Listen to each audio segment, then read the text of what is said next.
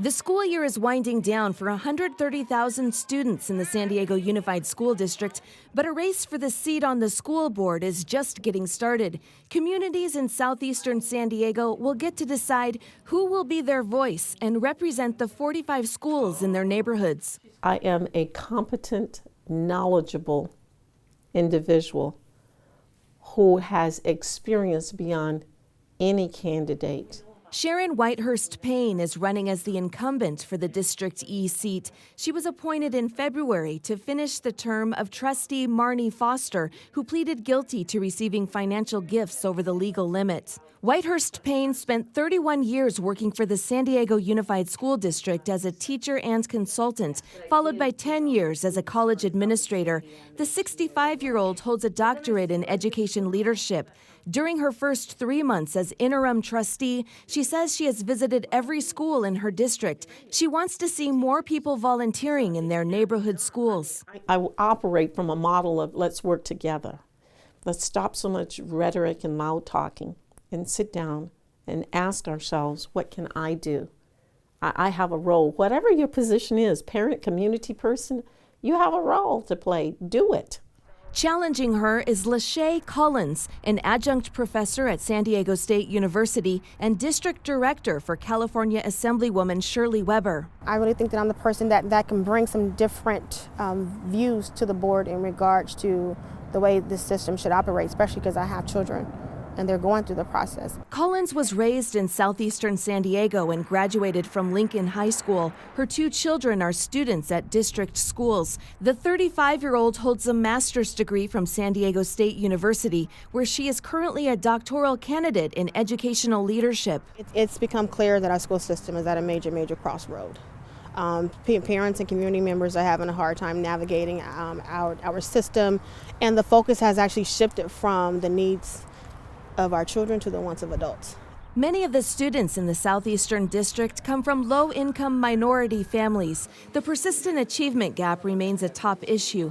Economically disadvantaged African American students consistently test lower than their peers. At Crawford High School, for example, 85% of 11th grade African American students last year tested below average in math, compared to 31% of all students district-wide. It's very difficult for me to understand why it is we can't get it right about African American children. Because I went to an all-black school, K through 12, as a child in Virginia in the South. And we achieved. I mean, it was assumed that we would achieve, and we did. Whitehurst-Payne is passionate about closing the gap by drastically increasing resources and programs to those who are struggling.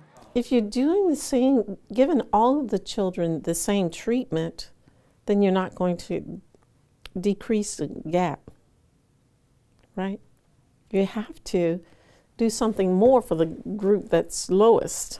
Collins says fixing the achievement gap will take one-on-one intervention. Relationships are key, and that really can help change the achievement gap, but I'm looking at it more as an attitude gap. So when you can change the attitude of our students and of the teachers, of the people who are interacting with our students, you can change a number of things. A looming teacher shortage is another top concern. Both candidates support high school career pathways and grow your own teacher preparation models, which encourage and support youth to go into teaching in their own communities. Collins was inspired to be an educator from a young age. In junior high, she transformed her garage into a summer school classroom for neighborhood kids. And parents, literally, they brought their kids over and I made lunch and everything. So that's when I realized my overall passion for education. For Whitehurst-Payne, her inspiration came from her mother, who would cry as a child when school buses passed by and she had to stay home to pick strawberries. And she decided that her daughters were going to go to school and did everything she could to ensure that we did. Both candidates will advance to the general election in November, regardless of whether one candidate has an overwhelming victory in the subdivision election in June.